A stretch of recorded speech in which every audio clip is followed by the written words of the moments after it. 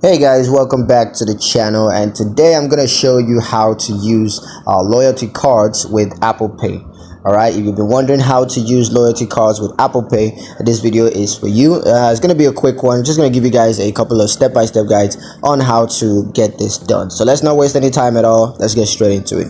Now the first thing you're gonna do is to find the wallet app on your iPhone and open that up. And then you're gonna need to choose the loyalty card that you want to use. If you've got multiple, just choose the one that you want to make use of right now. And then you're gonna present the loyalty card at checkout, and that's gonna help you to earn rewards or discounts.